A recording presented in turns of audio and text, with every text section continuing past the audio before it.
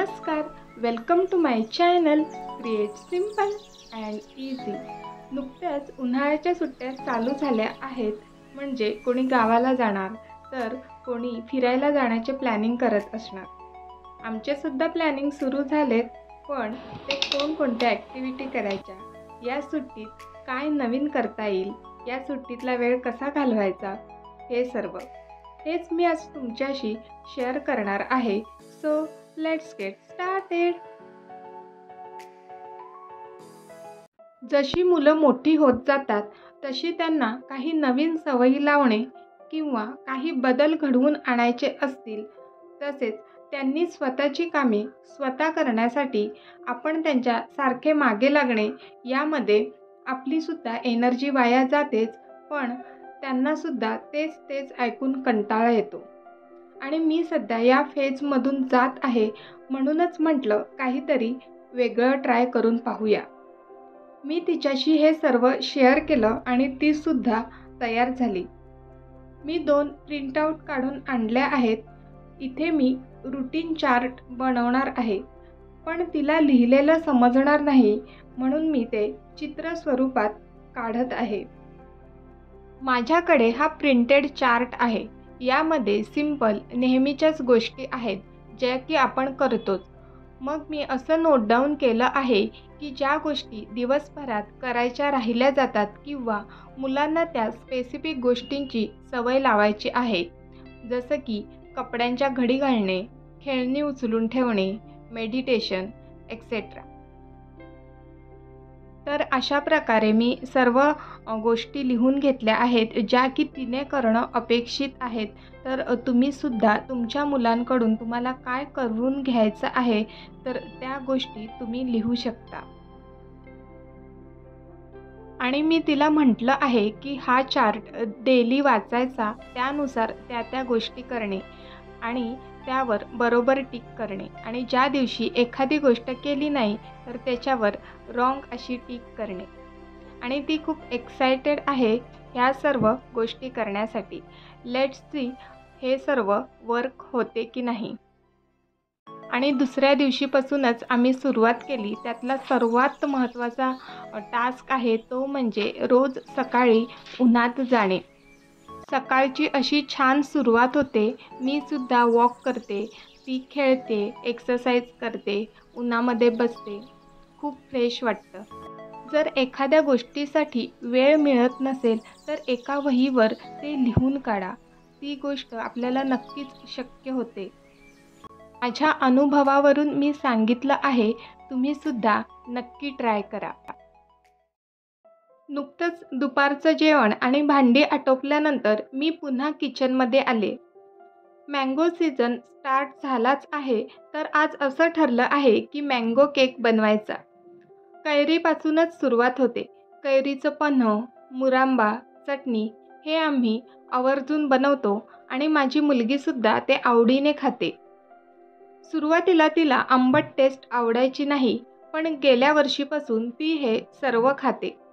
असंच असतं लहान मुलांचं, एखादा पदार्थ त्यांना आवडत नाही म्हणून आपण देतच नाही आणि मग तो त्यांच्या आहारातनं वगळला जातो आणि मोठेपणीसुद्धा तो ते पदार्थ खात नाही। पण तसं न करता आज नाही खाल्लं तर पुन्हा 4 ते 5 महिन्यानंतर ट्राय करा, कदाचित त्यांना ते आवडू शकतं।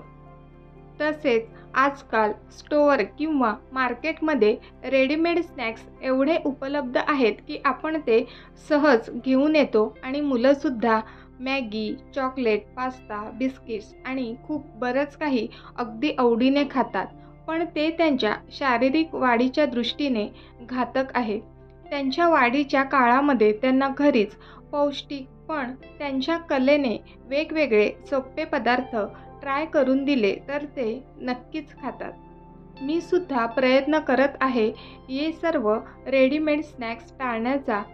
त्याऐवजी रॉ मटेरियल घरी आणून घरीच वेगवेगळे पदार्थ ट्राय करत असते। तर इथे मी रवा मिक्सरला बारीक करून घेतला आहे आणि आता 1 बाय 1 सर्व साहित्य मिक्सरला फिरवून घेत आहे। मिक्सरला फिरवल्यामुळे सर्व साहित्य पटकन मिक्स होतात आणि यामुळे केक अधिकच सॉफ्ट होतो।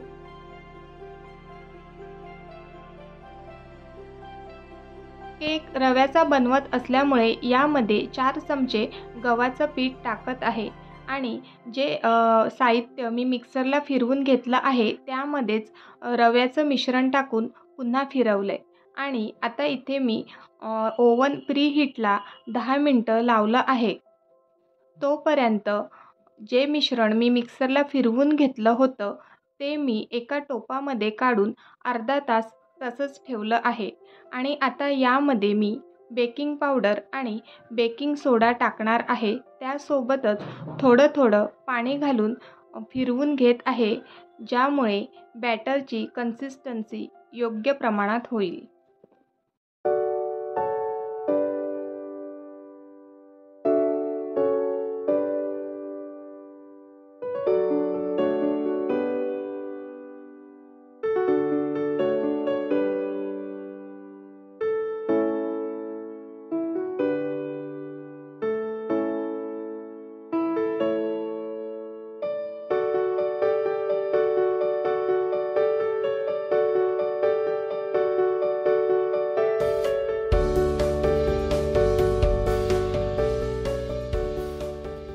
आणि इथे केक होईपर्यंत आमचं ॲक्टिव्हिटी सेशन चालू झालं आहे।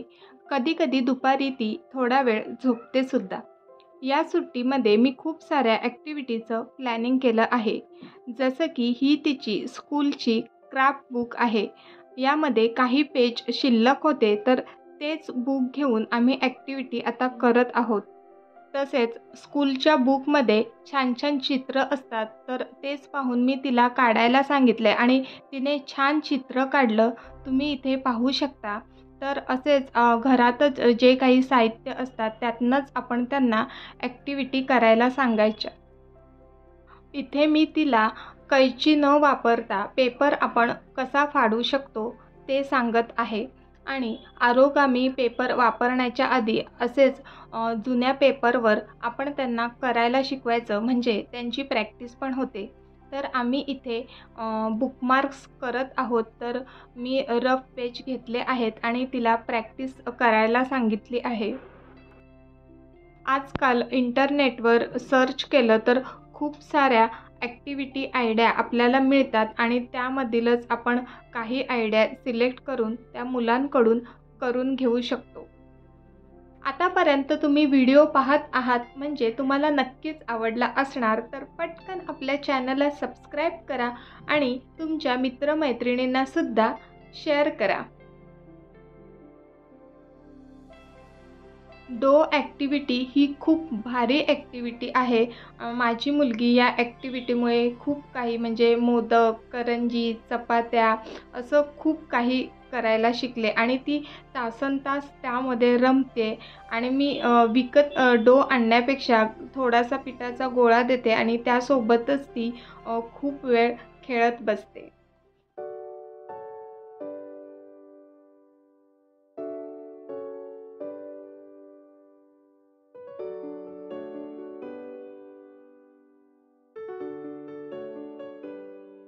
आणि तुमच्याशी बोलता बोलता इथे केकसुद्धा झाला आहे आणि आता मी चेक करते आणि साईड बाय साईड इथे तिचं क्राफ्टसुद्धा चालूच आहे।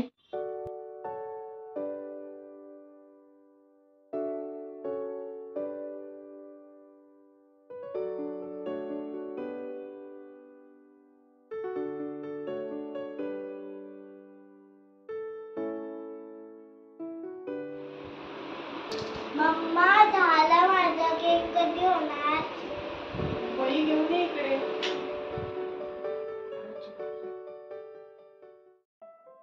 तर असा होता आजचा दिवस। प्रत्येक दिवशी वेगवेगळ्या ॲक्टिव्हिटी आणि गेम खेळण्याचा आम्ही प्रयत्न करत असतो।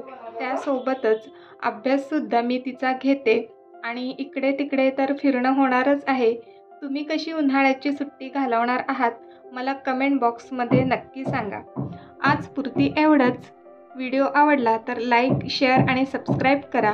पुन्हा भेटूया पुढच्या व्हिडिओमध्ये। तोपर्यंत बाय बाय।